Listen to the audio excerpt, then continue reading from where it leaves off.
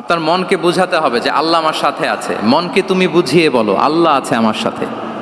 এই বাক্যটা মুখস্থ করা যাবে? মনকে তুমি বুঝিয়ে বলো আল্লাহ আছেন আমার সাথে। আপনার পুরো জীবনের সব কাজের সাথে যদি এই বাক্যটাকে মিলিয়ে ফেলতে পারেন, দেখবেন যে কোনো কিছুই আপনার ক্ষতি করতে পারতেছে না। এটাকে বলে গড সেন্ট্রিক মাইন্ডস। এই যে আমাদের জাতীয় জীবনের এখন সবচাইতে বড় বড় সমস্যাগুলোর যদি আমরা লিস্ট করি, একটা বড় সমস্যা হচ্ছে ডিপ্রেশন, তাই না? আমরা ডিপ্রেশনে ভুগি না? আপনাদের ডিপ্রেশন হয় কখনো? আচ্ছা, ডিপ্রেশন কাকে বলে আগে বলি। ডিপ্রেশন হচ্ছে আপনার আর আপনার রবের মাঝে যে দূরত্ব, এটার নাম ডিপ্রেশন। আই রিপিট, আমার আর আমার রবের মাঝে যে গ্যাপ, আমাদের সম্পর্কের যে দূরত্ব, এটার নাম কি? ডিপ্রেশন। আপনি যত আল্লাহর সাথে সম্পর্ক জোরদার করতে পারবেন, ডিপ্রেশন আপনার থেকে দৌড়ে পালাবে। এজন্য আমাদের বিশ্বাসীদের জীবনে কোনো ডিপ্রেশন নাই। আছে? আমাদের ডিকশনারিতে কোনো ডিপ্রেশন আছে বলেন তো? আমাদের সাথে আল্লাহর সম্পর্ক কেমন বলেন? মজবুত? আলহামদুলিল্লাহ পড়ুন সবাই। তাহলে ডিপ্রেশন হচ্ছে আপনার আর আপনার রবের মাঝে যে দূরত্ব, এই দূরত্ব দূর করে দেন, ডিপ্রেশন আপনিই পালাবে। আমরা আরও কিছু সিরা থেকে ইনসিডেন্ট নিয়ে দেখি যে গড সেন্ট্রিক মাইন্ডসেটটা কেমন। দ্বিতীয় হিজরিতে যে বদরের যুদ্ধ হলো, সে বদরের যুদ্ধে ইবনে মাসউদ রাদিয়াল্লাহু তাআলা আনহু তিনি বর্ণনা করেন যে আল্লাহ রাসূল সাল্লাল্লাহু আলাইহি ওয়াসাল্লাম আগামীকাল যুদ্ধ, এর আগের দিন রাতে তিনি হাত তুলে এরকম দোয়া করতেছিলেন। আমরা তো এইভাবে দোয়া করি। আল্লাহর হাবিব সাল্লাল্লাহু আলাইহি ওয়াসাল্লাম তিনি দোয়া করতে করতে ইমোশনালি হাত এরকম উঁচু করে, হাত্তা ইউরা বায়াদু ইবতাইহি, বগলে শুভ্রতা দেখা যাচ্ছিল। উনি দোয়া করতেছিলেন, আল্লাহুম্মা আনজিজ লি মা ওয়া'আতানি, আল্লাহুম্মা আতিনি মা ওয়া'আতানি। আল্লাহ, তুমি যে বিজয় দিবে বলে প্রতিশ্রুতি করেছিলে, ওই বিজয় আমাদেরকে দাও, ওই ভিক্টরি আমাদেরকে দাও। দোয়া করছিলেন।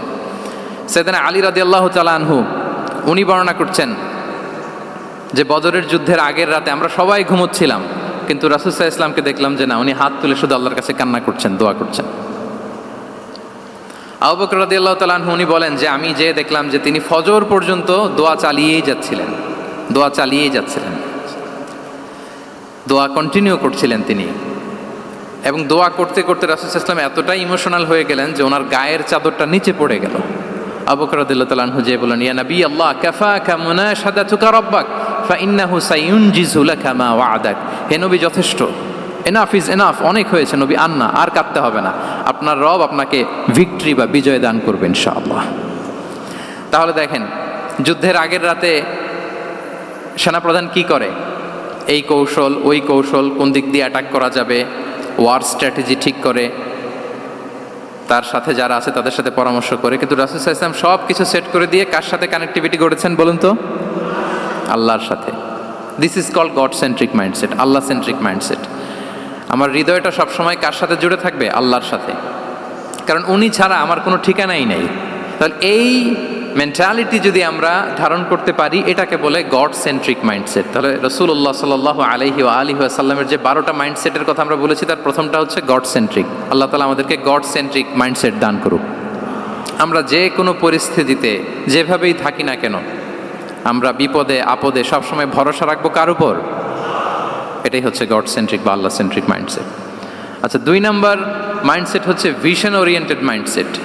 ভিশন ওরিয়েন্টেড মাইন্ডসেট মানে হচ্ছে যার মধ্যে দূরদর্শিতা আছে, ফার সাইটেডনেস আছে। Who can anticipate the future, যে ভবিষ্যৎ আগাম অনুমান করে ফেলতে পারে, সামনের পরিস্থিতিকে আগাম অনুমান করতে পারার যে যোগ্যতা বা দীর্ঘমেয়াদী চিন্তা করতে পারার যে ক্যাপাসিটি, এটাকে বলে ভিশন ওরিয়েন্টেড মাইন্ডসেট। এটা আল্লাহ রাসূল সাল্লাল্লাহু আলাইহি ওয়াসাল্লামকে আল্লাহ তাআলা দান করেছেন। উনি ভবিষ্যৎকে আগাম বুঝতে পারতেন, আগাম অনুমান করতে পারতেন, এবং সে অনুযায়ী তিনি স্ট্র্যাটেজি, প্ল্যান, পরিকল্পনা এটা তিনি সাজাতে পারতেন। এটাকে বলে ভিশন ওরিয়েন্টেড মাইন্ডসেট। এবার আসুন আমরা সিরাতের কিছু ইনসিডেন্টকে সামনে নিয়ে আসি যে তিনি কীরকম ভিশন ওরিয়েন্টেড মাইন্ডসেটের অধিকারী ছিলেন। আমরা সবাই হুদাইবিয়ার ঘটনা জানি না? কত হিজরিতে ঘটেছিল বলুন তো সবাই? 6ষ্ঠ হিজরিতে। লাকাদ সাদাকাল্লাহু রাসূলাহুর রুইয়া বিল হক লাতাদখুলুন্নাল মাসজিদাল হারামা ইনশাআল্লাহু আমিনিন। রাসূল সাল্লাল্লাহু আলাইহি ওয়াসাল্লাম 6ষ্ঠ হিজরিতে মদিনায় স্বপ্নে দেখলেন যে তিনি উমরা করতে যাচ্ছেন। তো নবীদের স্বপ্ন এটা কেবল স্বপ্ন নয়, এটা আল্লাহর পক্ষ থেকে ওয়াহি, রেভেলেশন। তো সেই হিসেবে তিনি 1400 সাহাবা নিয়ে উমরা করতে চলে গেলেন মক্কায়, কিন্তু মক্কাবাসী ঢুকতে দিল না, থামিয়ে দেয়া হলো। তো তখন একটা চুক্তি হয়েছিল, ওই চুক্তিতে বলা হলো রাসূল সাল্লাল্লাহু আলাইহি ওয়াসাল্লাম লিখতে বললেন যে লিখো মিন মোহাম্মদ রসুলিল্লাহ, আল্লাহ রসুল মোহাম্মদের পক্ষ থেকে কোরাইশদের সাথে এই চুক্তি। কোরাইশরা আপত্তি করলো যে না, শুধু মোহাম্মদ লেখা যাবে, রসুলুল্লাহ লেখা যাবে না, কারণ তুমি যে রসুলুল্লাহ, আল্লাহ রসুল, এটা যদি আমরা মেনে নেই তাহলে তোমার সাথে আর আমাদের দ্বন্দ্ব কিসের, আমরা তো ভাই ভাই হয়ে গেলাম, রসুলুল্লাহ কাটো। সাহাবারা কেউ রাজি হয় না, বিশেষ করে ওমরে ফারুক রাদিয়াল্লাহু তাআলা উনি রাজি হয় না, না না এটা কাটা যাবে না। রাসূল ইসলাম অনেক বলে কয়ে বুঝালেন যে না, দীর্ঘমেয়াদী চিন্তা করতে গেলে আমাদের এখন একটা শান্তি চুক্তির দরকার আছে, যাতে করে আমরা আমাদের গ্লোবাল নেভিগেশন সিস্টেম, দাওয়া সিস্টেমকে আরও স্ট্রং করতে পারি। অনেক বলে কয়ে রাসূলুল্লাহ কাটা হলো। এরপর তারা বলে চুক্তিতে লিখো যে এই বছর উমরা করতে দেয়া হবে না, এই বছর ফিরে যাবেন আপনারা সবাই। এটাও সাহাবারা রাজি হয় না, আল্লাহ রাসূল ইসলাম রাজি হলেন। আবার আরেকটা ক্লোজে লেখা হলো যে আগামী বছর আসলেও 3 দিনের বেশি থাকা যাবে না, সেটাও রাজি হয়ে গেল রাসূল ইসলাম, সাহাবারা রাজি হচ্ছেন না। এরপর মক্কা থেকে কোনো লোক মদিনায় গেলে মদিনাবাসী তাকে রাখতে পারবে না, ফেরত দিতে হবে। কিন্তু মদিনা থেকে কোনো লোক মক্কায় আসলে মক্কাবাসী তাকে ফেরত দিতে বাধ্য থাকবে না। দেখেন, একটার পর একটা মুসলমানদের বিরুদ্ধে সব ক্লোজ যাচ্ছে, কোনো সাহাবীরাই রাজি হচ্ছেন না। কিন্তু আল্লাহ রাসূল সাল্লাল্লাহু আলাইহি ওয়াসাল্লাম তিনি বললেন যে না, লিখো লিখো। উমর ফারুক রাদিয়াল্লাহু তাআলা আনহু এতটাই রাগান্বিত হলেন, তিনি প্রশ্ন করলেন, ইয়া রাসূলুল্লাহ আলাইসা আনতা নাবিয়্যুন হক, আপনি এই যে কম্প্রোমাইজের পর কম্প্রোমাইজ করে যাচ্ছেন, আপনি কি সত্য নবী নন, সত্য রাসূল নন? আলাসনা আলা দীনিন হক, আমরা কি সত্যের উপর প্রতিষ্ঠিত নই? আলাইসাল কুরআনু কিতাবুন হক, তো সব যদি সত্য হয় আপনি কেন এগুলো মানছেন? রাসূল সাল্লাল্লাহু আলাইহি ওয়াসাল্লাম বললেন যে ওমর, তুমি বাদ সেতো না, মেনে নাও। মেনে নিলেন, এবং এই মেনে নেওয়াটাকে আল্লাহ ভিক্টরি বলে ঘোষণা দিলেন, বিজয় বলে। আল্লাহু আকবার। ইন্না ফাতাহনা লাকা ফাতহাম মুবিনা। এবং হুদাইবিয়ার এই সন্ধি থেকেই বেসিকলি মক্কা বিজয় ওইদিকে ত্বরান্বিত হয়েছে গতি প্রবাহটা। কারণ রাসূল সাল্লাল্লাহু আলাইহি ওয়াসাল্লাম অনেক দূর দেখেছেন, সাহাবারাই সামনের কিছু বিষয়ে তারা খেয়াল করছেন, কিন্তু রাসূলুল্লাহ সাল্লাল্লাহু আলাইহি ওয়াসাল্লাম তিনি অনেক দূর দেখতে পাচ্ছেন। আচ্ছা বলেন, 3 তলার উপর থেকে একজন একটা ভিউ দেখতে পায়, আর 30 তলা উপর থেকে আরেকজন একটা কন্ডোমিনিয়ামের উপর থেকে একটা পানোরামিক ভিউ দেখতে পায়, দুইজনের ভিউ দেখা কি একরকম হয়? বলেন, একরকম হবে? কখনোই হবে না। তাহলে 30 তলার উপর থেকে যিনি দেখবে তিনি একটা পানোরামিক ভিউ দেখবে, দ্য টোটাল সিনারিও তার কাছে ক্রিস্টাল ক্লিয়ার হবে, যেটা সাহাবা রিদওয়ানুল্লাহি তাআলা আলাইহিম আজমাইন ওনাদের কাছে ক্লিয়ার ছিল না। এবং ঠিকই এই যে এটা তো বেশি দিন স্থায়ীও হয়নি, 6ষ্ঠ হিজরি থেকে 8ম হিজরি, মাত্র 3 বছরের ব্যবধানে রাসূল সাল্লাল্লাহু আলাইহি ওয়াসাল্লাম যত রিজিওনাল সুপার পাওয়ার ছিল, ওয়ার্ল্ড সুপার পাওয়ার ছিল, পার্সিয়ান এম্পায়ার, তারপর Roman empire, Byzantine empire, Egyptian empire, সব এম্পায়ারদের কাছে চিঠি পাঠিয়েছেন, সালামুন আলা মান ইত্তাবা আল হুদা আসলিম তাসলাম। এবং ইসলামের এক্সপান্ড হয়েছে, ওনার গ্লোবাল নেভিগেশন সিস্টেম উনি চালু করেছেন। এর কারণ কি? উনি ছিলেন ভিশন ওরিয়েন্টেড মাইন্ডসেটের অধিকারী, দূরদর্শী, অনেক দূর দেখতে পেতেন, অনেক দূর তিনি দেখতে পেতেন, দীর্ঘমেয়াদী তিনি পরিকল্পনা করতে পারতেন। এটা হচ্ছে ভিশন ওরিয়েন্টেড মাইন্ডসেট যারা হয় তাদের ক্যারেক্টারিস্টিক্স বা ফিচার। আরও একটা উদাহরণ দেই, আপনারা কি বলতে পারেন আবিসিনিয়াতে নবুয়তি কত সালে সাহাবারা হিজরতে গিয়েছিল? বলতে পারবেন কেউ? হ্যাঁ, নবুয়তি কত সালে? 5ম সালে। হ্যাঁ, নবুয়তি 5ম বছর ওনারা আবিসিনিয়াতে, বর্তমানে যেটা ইথিওপিয়া বা ইরিত্রিয়া, সেখানে সাহাবারা হিজরতে গিয়েছিলেন। এবং আবিসিনিয়াতে এই যে হিজরতে গেল, তারা সবাই মিলে ফিরে এসেছিল মদিনায় কবে? এটা কি কেউ জানেন? আল্লাহু আকবার, মাশাআল্লাহ মাশাআল্লাহ। বসুন। খায়বার বিজয়ের দিন এসেছিলেন।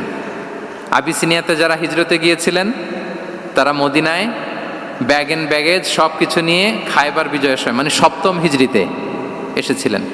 তো রাসূল সাল্লাল্লাহু আলাইহি ওয়াসাল্লাম যখন মক্কা থেকে মদিনায় হিজরত করলেন, সব সাহাবারা মদিনায় চলে আসছেন। মদিনায় এখন একটা ইসলামিক সোসাইটি, ইসলামিক স্টেট। বদরের যুদ্ধে মুসলমানদের বিজয়, খন্দকে বিজয়, খন্দক তো 5মে। তারপরে ওনারা কেন আসে না বলেন তো? আসেনি। 7ম হিজরিতে এসেছেন, জাফর রাদিয়াল্লাহু তাআলা আনহুর নেতৃত্বে, সাইয়েদনা আলী রাদিয়াল্লাহু তাআলা আনহুর আপন ভাই, বড় ভাই, ওনার নেতৃত্বে যখন 7ম হিজরিতে ওখানে যাওয়ার 15 বছর পর যখন তারা সবাই ফিরলেন, রাসূল সাল্লাল্লাহু আলাইহি ওয়াসাল্লাম এত খুশি হলেন, তিনি বললেন, মা আদরি বিআইয়িহিমা আনা আফরাহ বিফাতহি খাইবার আও বিকুদুমি জাফর। আমি কোনটাতে বেশি খুশি আজকে আমি জানি না, খায়বার বিজয়ে বেশি খুশি না আমার ভাই জাফরকে পেয়ে বেশি খুশি। আল্লাহু আকবার, এত খুশি হয়েছিলেন। তো এখন এমনি তো মনে প্রশ্ন জাগে যে রাসূল সাল্লাল্লাহু আলাইহি ওয়াসাল্লাম যখন মদিনায় চলে আসলেন, কোরআনের আয়াতগুলো নাজিল হয়, সালাত ফরজ হলো, জাকাত আসলো, সব হলো, একটার পর একটা হচ্ছে, ইসলামিক স্টেট, তো ওনারাই কেন আবিসিনিয়াতে পড়ে আছেন? প্রশ্ন জাগে না? ওই সময় একটা ক্রাইসিস মোমেন্ট ছিল, তখন ওনারা গিয়েছিল আবিসিনিয়াতে, কিন্তু আসে না কেন? ওনারা এসেছেন 7ম হিজরিতে। এর কারণ আবিসিনিয়ায় কিছু মুসলিমদেরকে রেখে দেওয়া, এটা রাসূলুল্লাহ সাল্লাল্লাহু আলাইহি ওয়াসাল্লামের প্ল্যান বি ছিল। কি ছিল? Plan B. রাসূল সাল্লাল্লাহু আলাইহি ওয়াসাল্লাম অপেক্ষা করছিলেন যে মদিনাকে প্রথমে ইন্টারনাল যত থ্রেট আছে এগুলো থেকে মুক্ত করতে হবে, এরপরে মদিনাকে যত এক্সটার্নাল থ্রেট আছে এগুলো থেকে মুক্ত করতে হবে। সব যখন মুক্ত করে উনি দেখলেন যে না, মদিনা সেফ জোন, এখন আর আলাদা একটা বেজ, একটা এক্সট্রা সেফ জোন বা এডিশনাল বেজ আমার কোথাও দরকার নাই, তখনই তিনি লোক পাঠালেন যে যাও, জাফরের নেতৃত্বে আবিসিনিয়ায় যারা হিজরত করেছে তারা সবাই মদিনায় চলে আসো। সুবহানাল্লাহি বিহামদি। তাহলে একটা প্ল্যানে কাজ করতেন না। আমরা তো এরকম করি, একটাই প্ল্যান। প্ল্যান কয়টা? এটা যদি ওয়ার্ক না করে শেষ, আমও নাই, সালাও নাই। কিন্তু রাসূলুল্লাহ সাল্লাল্লাহু আলাইহি ওয়া সাল্লামের প্ল্যান এ ছিল, প্ল্যান বি ছিল, প্ল্যান সি ছিল। প্ল্যান এ ওয়ার্ক না করলে প্ল্যান বিতে যেতেন, বি ওয়ার্ক না করলে সিতে যেতেন, এইভাবে তিনি কাজ করতেন। তাহলে এটা হচ্ছে বেসিকলি ভিশন ওরিয়েন্টেড মাইন্ডসেটের অধিকারী যারা, তারা এটা করে, যারা ফিউচারকে অ্যান্টিসিপেট করতে পারে, আগাম অনুভব করতে পারে যে কি হতে পারে সামনে। এই যে বাংলাদেশের বিভিন্ন প্ল্যান পরিকল্পনায় আমরা দেখা যায় যে এখান দিয়ে একটা ব্রিজ করে পরে ভাঙতে হয়, রাস্তা একটা তৈরির পরে ভাঙতে হয়, কোথায় এক টানেল হয়ে আছে প্রতি মাসে মাসে এখন লস হয়, তারপর 1 ঘন্টা বৃষ্টি হলে পুরো ঢাকা শহর এটা বন্যা হয়ে যায়। এগুলো হচ্ছে একাধিক প্ল্যান না থাকা, ভিশনারি অ্যাটিটিউডের অধিকারী না হওয়ার কারণে এই ঝামেলাগুলো আমাদের হচ্ছে। তো প্রফেটিক সিরার এই প্রফেটিক মাইন্ডসেট থেকে আমাদের নেয়ার বিষয় হচ্ছে এটা, যে আমাদেরকে ভিশনারি অ্যাটিটিউডের হতে হবে। রাসূল সাল্লাল্লাহু আলাইহি ওয়াসাল্লাম ভিশন ওরিয়েন্টেড মেন্টালিটির ছিলেন। আগাম, আজ থেকে 50 বছর পরে বাংলাদেশে কি ক্রাইসিস হতে পারে, আজ থেকে ঠিক 100 বছর পরে বাংলাদেশে কি হতে পারে, ওই রোডম্যাপকে সামনে রেখে আমাদেরকে প্ল্যান করতে হবে। এটাকে বলে ভিশন ওরিয়েন্টেড মাইন্ডসেটের অধিকারী হওয়া। 3 নাম্বার হচ্ছে উইজডম ড্রিভেন মাইন্ডসেট। উইজডম মানে হচ্ছে প্রজ্ঞা। প্রজ্ঞা কি? জ্ঞান আর কমন সেন্স দুইটা একসাথে হইলে ওইটার প্রজ্ঞা বলে। When the knowledge and common sense join together, it reflects as wisdom. আপনার জ্ঞান এবং আপনার কমন সেন্স একসাথে হইলে ওইটা উইজডম হয়ে যায়। রাসূল সাল্লাল্লাহু আলাইহি ওয়াসাল্লাম ছিলেন প্রজ্ঞায় সমৃদ্ধ এক মননের অধিকারী। ওনার সব কিছুতেই প্রজ্ঞা ছিল। উইজডম ইন গিভিং অ্যাডভাইস, উপদেশ দেওয়ার সময় ছিল। উইজডম ইন পলিসি মেকিংয়ের সময় সেখানে প্রজ্ঞা ছিল। Wisdom in action, strategic plan, কোনো স্ট্র্যাটেজিক প্ল্যানের ক্ষেত্রে প্রজ্ঞা ছিল। রাসূল সাল্লাল্লাহু আলাইহি ওয়াসাল্লাম একই প্রশ্নের উত্তর এক একজনকে এক একভাবে দিতেন। অনেক সাহাবারা জিজ্ঞেস করতেন যে রাসূলুল্লাহ একই প্রশ্ন, একে বললেন এইটা, ওরে বললেন ওইটা, ওরে বললেন আরেকটা, এটা কেন? তো রাসূল সাল্লাল্লাহু আলাইহি ওয়াসাল্লাম বললেন যে আমি জানি ওর কিসে ঘাটতি, আমি জানি ওর কি প্রয়োজন, আমি জানি ওকে কোন নাসিহাটা দিলে কাজ করবে, ফলে এক একজনকে আমি এক একভাবে ক্লারিফাই করেছি। আল্লাহু আকবার। This is called wisdom. আচ্ছা, উইজডম, রাসূল সাল্লাল্লাহু আলাইহি ওয়াসাল্লাম যে উইজডম ড্রিভেন মাইন্ডসেটের অধিকারী ছিলেন, এটার কয়েকটা এক্সাম্পল আমরা সিরাত থেকে দেখি। মক্কা বিজয় হয়েছে কত হিজরিতে?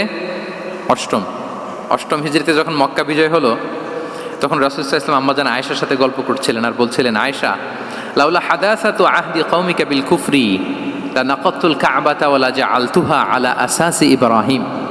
আয়েশা, তোমার এই মক্কাবাসী, তোমার এলাকার লোকজন যদি একটা ক্যাওস সৃষ্টি না করতো, তাহলে কাবার যে আসল শেপ, আমি ওই আসল শেপে এটাকে ফেরত নিতাম, কিন্তু নিতে গেলে এখন একটা ঝামেলা বাঁধবে, এজন্য নিব না। ব্যাপারটা হচ্ছে আমরা এখন যে কাবাটাকে দেখি এটা হচ্ছে স্কয়ার আকৃতির। স্কয়ার মানে কি? বর্গাকৃতি, তাই তো? বর্তমান কাবা কোন আকৃতির বলেন তো? একটা বড় কিউবের সাইজ না? দূর থেকে দেখলে মনে হয় একটা বড় কিউবের সাইজ, কিউবের আকৃতি মানে স্কয়ার, চতুর্ভুজ। কিন্তু সাইয়েদানা ইব্রাহিম আলাইহিস সালাম যে কাবা নির্মাণ করেছিলেন এটা কিন্তু এরকম কিউব ছিল না, ওইটা ছিল রেক্ট্যাঙ্গেল। রেক্ট্যাঙ্গেল ছিল, মানে আয়তাকৃতির ছিল, এরকম লম্বা। এই যে এই টেবিলটা যেরকম, টেবিলের যে শেপ এইরকম ছিল, এরকম লম্বা কাবাঘর ছিল আয়তাকৃতির। কিন্তু এখন এটা কমে স্কয়ার আকৃতির হয়ে গেছে। এর কারণটা কি? কাবা একবার ওখানে অগ্নিকাণ্ড ঘটার কারণে ধ্বংস হয়েছিল, ফলে কাবাকে আবার রিনোভেশন করা লেগেছিল, পুনর্নির্মাণ। তো কুরাইশরা সিদ্ধান্ত নিয়েছিল কাবা পুনর্নির্মাণে আমরা কোনো হারাম টাকা ইউজ করব না, যার কাছে যত হালাল টাকা আছে নিয়ে আসা হলো। কিন্তু হালাল টাকা যতটুকু জমা হয়েছে এটা দিয়ে পুরো কাবা নির্মাণ হয় না, অর্ধেক হয়। ফলে কাবা যে আয়তাকৃতির ছিল সেটা না হয়ে গেছে কি বলেন? বর্গাকৃতির। মানে স্কয়ার, ওই স্কয়ার কাবাই আজ পর্যন্ত রয়ে গেছে। কিন্তু ওই যে আয়তক্ষেত্রের যে শেপের মধ্যে যতটুকু জায়গা বাকি ছিল ওইখানে দেখবেন একটা ক্রিসেন্টের মতো আছে, হেজরে ইসমাইল, হাতিমে কাবা বলে। ওইটার ভিতরে নামাজ পড়া আর কাবার ভিতরে নামাজ পড়া একই হুকুম। ওইটার ভিতরে নামাজ পড়া আর কাবার ভিতরে নামাজ পড়া কি একই হুকুম। ফলে ওই হাতিমের ভেতরে ফরজ সালাত আদায় হয় না, নফল সুন্নাত পড়া যায়। এমনকি কাবার ভেতরেও ফরজ সালাত আদায় করলে আদায় হবে না, কারণ নামাজের ফরজের মধ্যে একটা ফরজ হচ্ছে ইলা জিহাতিল কাবা, টু দ্য ডাইরেকশন অফ কেবলা। আপনার কেবলা মুখী হইতে হবে না, আপনি তো কাবার ভিতরে ঢুকে গেছেন, এখন কাবা কোন দিকে? কাবা তো নাই, বের হইতে হবে, বের হয়ে কাবা মুখী হলে সালাত হবে। I think you got the point. তো তাহলে রাসূল সাল্লাল্লাহু আলাইহি ওয়াসাল্লামের উইজডম বা প্রজ্ঞাটা এখানে দেখেন। আম্মা জান আয়েশা রাদিয়াল্লাহু তাআলা আনহাকে উনি বললেন যে, আয়েশা, মক্কা তো বিজয় হলো, মক্কার কন্ট্রোল তো এখন আমার হাতে, চাইলে আমি কাবাকে ভেঙে সেই ইব্রাহিম আলাইহিস সালামের যে বেইজ ওরকম লম্বা করে শেপ দিতে পারি, কিন্তু দিব না, কেননা দিলে মক্কা একটা ক্যাওস হতে পারে। কি হতে পারে? কারণ তারা একেবারে ভেরি রিসেন্ট মুসলমান হয়েছে, তারা না বুঝেই বলবে যে সেই আদি কাবা, মোহাম্মদ এই কাবার অপমান করেছে, কাবাকে ভুলুণ্ঠিত করেছে, সম্মানকে নষ্ট করেছে, এরকম একটা কোশ্চেন রাইজ করতে পারে। এই জন্য আমি করলাম না। সুবহানাল্লাহ, দিস ইজ কল্ড উইজডম। এটাকে কি বলে? প্রজ্ঞা। এটাকে প্রজ্ঞা বলে। তাহলে আপনার জ্ঞান এবং আপনার কমন সেন্স দুইটা যখন কানেক্ট করে তখন সেটা প্রজ্ঞা হয়। প্রজ্ঞার আরেকটা উদাহরণ যদি দেই সিরাত থেকে, রাসূল সাল্লাল্লাহু আলাইহি ওয়াসাল্লামের যে কনফ্লিক্ট রিজলভিং ক্যাপাসিটি ছিল, যখন কাবাকে পুনর্নির্মাণ করা হচ্ছে তখন হাজরে আসওয়াদকে বের করা লেগেছিল, এবং রিনোভেশন শেষে আবার হাজরে আসওয়াদকে তার জায়গা মতো, মানে ব্ল্যাক স্টোন যেটাতে চুমু দিলে মানুষের গুনাহ মাফ হয়ে যায়, হাজরে আসওয়াদ, চিনতে পেরেছেন না? ফলে অনেক বোনেরা যাদের জন্য হেজাব নিকাব মেনটেন করা হচ্ছে ফার্স, পর্দার কোনো বালাই নাই, পুরুষের সাথে ধাক্কা ধাক্কি করে তার শরীর মিশে যাচ্ছে, গা মিশে যাচ্ছে, ধাক্কা ধাক্কি করে একটা সুন্নতের জন্য ফরজকে স্যাক্রিফাইস করে ফেলতেছে। মানে ফোকাস ঠিক নাই আর কি, কোথায় যে কোনটা করতে হবে ওইটাই ভুলে গেছে। তো এই হাজরে আসওয়াদ পাথরকে আবার জায়গা মতো রাখতে হবে। এখন কে রাখবে এই নিয়ে মারামারি মক্কায়। বড় বড় চারটা গোত্র বলে, এই গোত্র বলে আমি রাখবো, এই গোত্র বলে আমি রাখবো, আরেক গোত্র বলে রক্তের গঙ্গা বইয়ে দেবো মক্কায়, কিন্তু এই সম্মান অন্যকে নিতে দিব না, কারণ ইটস ভেরি প্রেস্টিজিয়াস ইস্যু যে আমাদের গোত্র এই ব্ল্যাক স্টোন হাজরে আসওয়াদকে নিয়ে জায়গা মতো রেখেছে, এটা কাউকে দিব না। তো সবাই যখন মারমুখী, তখন আল্লাহ রাসূল সাল্লাল্লাহু আলাইহি ওয়া আলিহি ওয়াসাল্লাম তিনি সমাধান দিলেন যে মারামারির দরকার নাই, একটা চাদর নিয়ে আসো। নিয়ে আসা হলো। 4 গোত্রের 4 লিডারকে বললেন চাদরের 4 কোণা ধরো। 4 জন 4 কোণা ধরলো। রাসূল সাল্লাল্লাহু আলাইহি ওয়াসাল্লাম তিনি পাথরটা নিয়ে মাঝখানে রাখলেন। এবার 4 নেতাকে বললো আসো, জাতীয় 4 নেতা চলে আসো, কাবার সামনে চলে আসলো। এরপরে আল্লাহ রাসূল সাল্লাল্লাহু আলাইহি ওয়াসাল্লাম ওনার মোবারক হাত দিয়ে, বরকতময় হাত দিয়ে হাজরা আসওয়াদকে নিয়ে নিজ হাতে রাখলেন। এবার সবাই হ্যাপি, কারণ অংশগ্রহণ করতে পারছে। আসলে মূল স্ট্যাটাস কিন্তু চলে গেছে রাসূলের দিকে, নাকি? ওরা তো এটা টাচও করতে পারে নাই, পারছে? ওরা চাদর ধরেই হ্যাপি, কিন্তু পাথরটা ধরেছিল কে? রাসূল সাল্লাল্লাহু আলাইহি ওয়াসাল্লাম। চাদরে রেখেছিল কে? রাসূল সাল্লাল্লাহু আলাইহি ওয়াসাল্লাম। চাদর থেকে নিয়ে আবার কাবা ঘরে সেট করেছিল কে?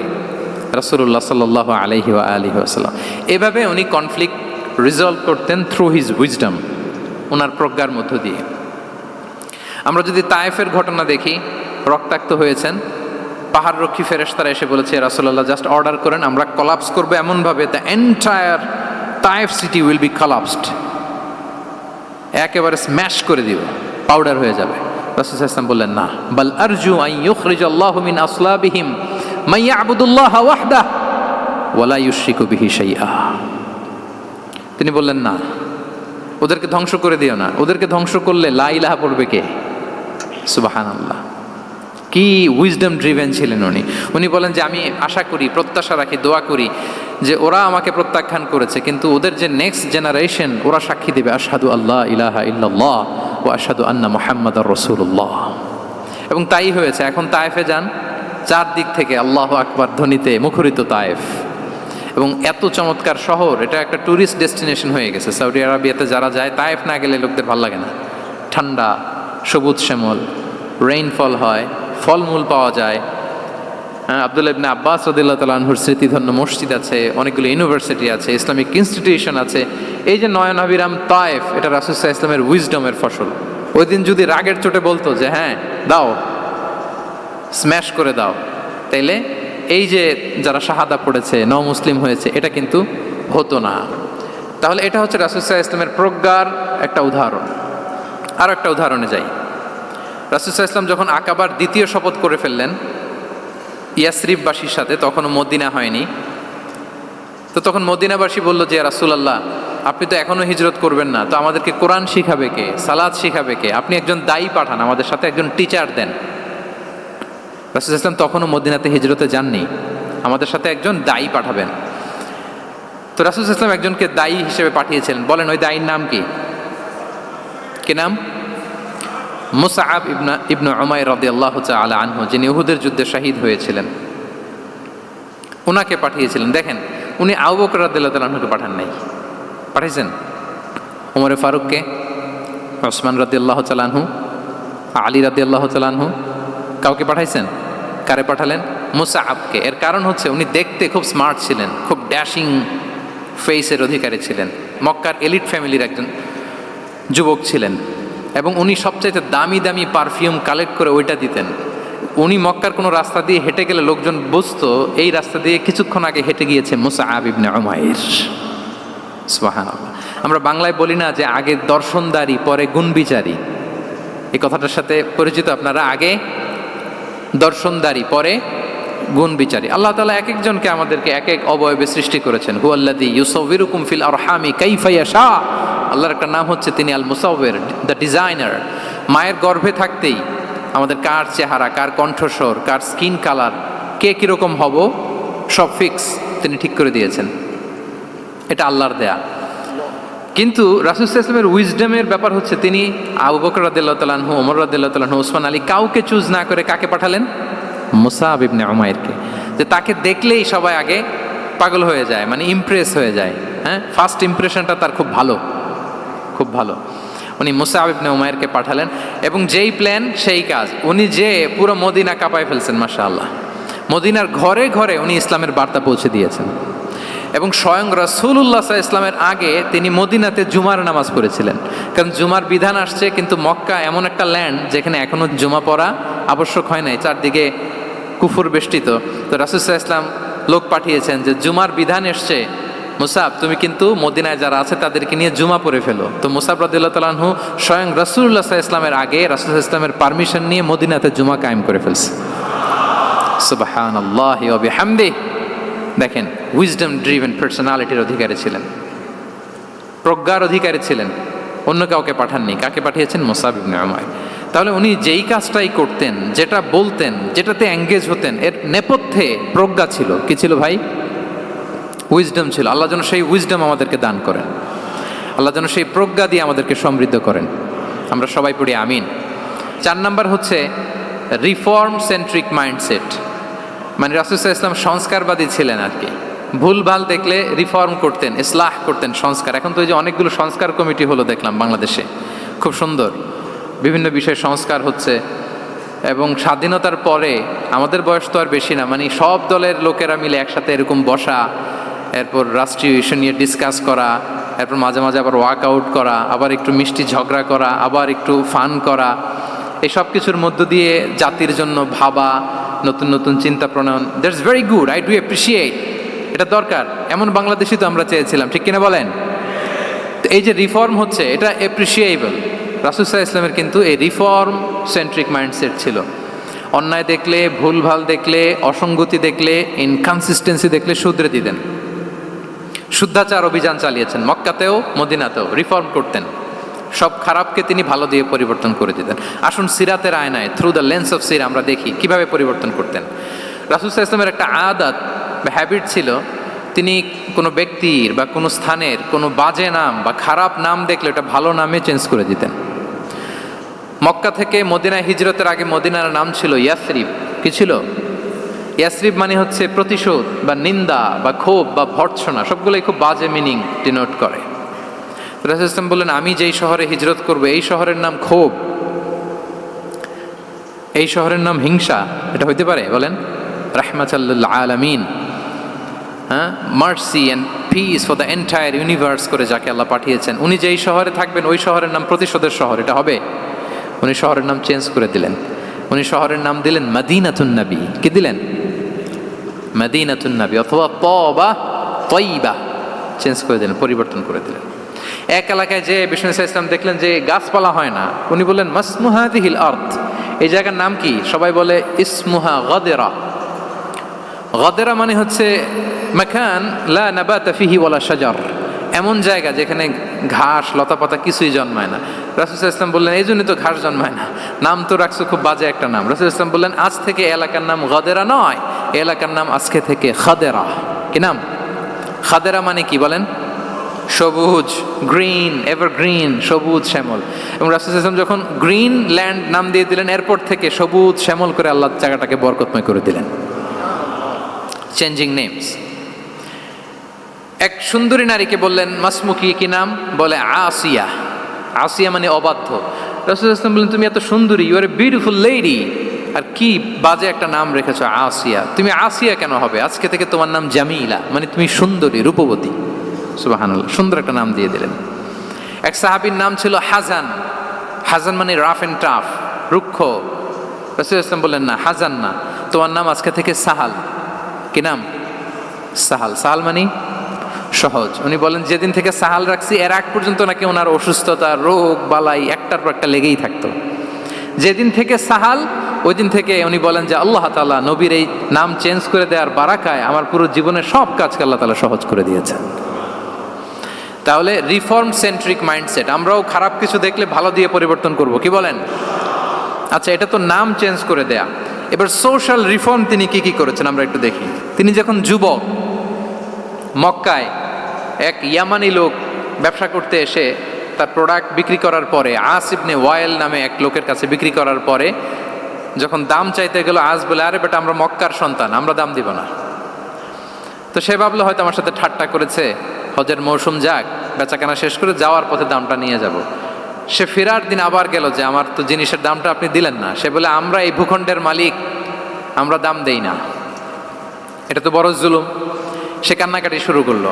তার এই কান্নাকাটি দেখে আল্লাহ রাসূল সাল্লাল্লাহু আলাইহি ওয়াসাল্লাম, ওনার চাচা জুবাইর ইবনে আব্দুল মুত্তালিব সহ ইয়াং স্টার যারা আছে, দ্য ইয়ুথ অফ মক্কা, তাদের সবাইকে নিয়ে একটা সোসাইটি করলেন। এই যে আমরা হালাফুল ফুদুলের নাম শুনি না, যেটা বাংলায় আমরা কি বলি হিলফুল ফুজুল, এই নামে তো অনেক সংগঠন আছে বাংলাদেশে। কি বলেন? যুবকরা কোনো সংগঠন করলে কমনলি এই নামটা পছন্দ করে, হিলফুল ফুজুল। আসলে এটার মূল নাম ছিল হালাফুল মুত্তাইয়িবিন। তিব মানে হচ্ছে রং। রাসূল সাল্লাল্লাহু আলাইহি ওয়াসাল্লাম সবাই মিলে, তখন জাহিলি যুগে একটা কালচার ছিল, বালতি ভর্তি রঙের ভেতরে হাত ঢুকিয়ে দিত, দিয়ে এই রং সমেত হাতটা তারা পাথরের মধ্যে লাগাতো, সবার হাত ওইখানে দিত, মানে আমরা হাতে হাত রেখে কমিটেড, আমরা ঐক্যবদ্ধ হলাম। সেখান থেকে হয়েছে হালাফুল মুত্তাইয়িবিন থেকে হালাফুল ফুদুল। ওনারা বলল যে না, আমরা সবাই থাকবো মা আল মাজলুমি দিদ্দা জালিম, আমরা মজলুমের পক্ষে থাকবো, জালিমের বিপক্ষে থাকবো। এবং যেই প্রতিজ্ঞা ওই কাজ। সবাই মিলে আস ইবনে ওয়াইলকে ধরলো, তার কাছ থেকে টাকা আদায় করে ওই ইয়ামানি ব্যবসায়ীর কাছে পৌঁছে দিয়ে তিনি মাজলুমকে সহায়তা করেছেন। সুবহানাল্লাহ। এবং এই টেন্ডেন্সি, এই জুলুম, চাঁদাবাজি যেগুলো ছিল মক্কার জমিনে, রাসূল সাল্লাল্লাহু আলাইহি ওয়াসাল্লাম এই সোশ্যাল রিফর্মের মাধ্যমে এটাকে সংস্কার করেছেন। তাহলে এই যে রিফর্ম সেন্ট্রিক আমাদের হইতে হবে। আমাদের সমাজেও এখন চাঁদাবাজি আছে না নাই বলেন? খুন খারাপি আছে না নাই? সামাজিক অনাচার। তাহলে ঐক্যবদ্ধ হইতে হবে আমাদেরকে রিফর্মের জন্য। যুবক যারা আমরা আছি, যাদেরকে আল্লাহ আমাদের বলার সুযোগ দিয়েছে, লেখার সুযোগ দিয়েছে, ফিল্ডে কাজের সুযোগ দিয়েছে, আমরা সবসময় মাজলুমের পক্ষে থাকবো, আমরা সবসময় জালেমের বিপক্ষে থাকবো। আমাদের নীরবতা আর আমাদের নিশ্চুপ থাকাই জালিমদেরকে আরো বড় বড় জালিম বানিয়েছে। এজন্য নাহনু মাআল মাজলুম দিদ্দা যালিম, এটা হচ্ছে আমাদের স্লোগান। আমরা কাদের সাথে? মজলুমের সাথে। আওয়াজ করে বলেন, কার সাথে? ইত্তাকু দাওয়াতাল মাজলুম। রাসূল সাল্লাল্লাহু আলাইহি ওয়াসাল্লাম বলেন তোমরা মাজলুমের কান্নাকে ভয় করো, কেননা মাজলুমের কান্না আর আল্লাহর মাঝে কোনো ফারাক থাকে না, কোনো পর্দা থাকে না, বদদোয়া করলেই কবুল হয়ে যায়। তাহলে এভাবে রাসূলুল্লাহ সাল্লাল্লাহু আলাইহি ওয়া আলিহি ওয়াসাল্লাম তিনি সোশ্যাল রিফর্ম করেছেন। আমরা যদি ওনার পলিটিক্যাল রিফর্মের দিকে তাকাই, তাহলে দেখব যে আমরা যদি কনস্টিটিউশন অফ মদিনার কথা বলি, মদিনার কনস্টিটিউশন, এটা কিন্তু রাসূল সাল্লাল্লাহু আলাইহি ওয়াসাল্লাম করেছেন। মদিনা চার্টার, এত চমৎকার চার্টার পৃথিবী আর দেখেনি। ওইটা থেকেই এখন সব গোটা বিশ্বের সংবিধান। এই যে আমাদের সংবিধান সংস্কার কমিশন আছে না একটা, নিশ্চয়ই তারা ওইটা থেকে অনেক বেনিফিটেড হতে পারবেন। আমাদের যে মদিনা চার্টার রাসূল সাল্লাল্লাহু আলাইহি ওয়াসাল্লাম নিজে করা, এবং এটা একটা ইনক্লুসিভ চার্টার ছিল। মুসলিম, পেগানস, জুইশ সব ধর্মের মানুষকে নিয়ে তিনি মদিনাতে ওয়ান উম্মা ঘোষণা দিয়েছিলেন। One Umma, we are one উম্মা। হোক তুমি পেগান মুশরিক, হোক তুমি জুইশ মানে ইহুদি, হোক তুমি মুসলিম, তুমি যেই ধর্মের হও না কেন, মদিনাকে রক্ষা করতে যে আমরা সবাই মিলে উম্মা ওয়াহেদা, আমরা সবাই মিলে কি উম্মা ওয়াহেদা। পৃথিবীর অনেক দেশ এই আইডিওলজিকে ধারণ করে হু হু করে এগিয়ে গিয়েছে। মালয়েশিয়াতে 3টা রেস, আমি তো প্রায় এক যুগ ওখানে, আমার 2টা ডিগ্রি ওখান থেকে, মাস্টার্স পিএইচডি।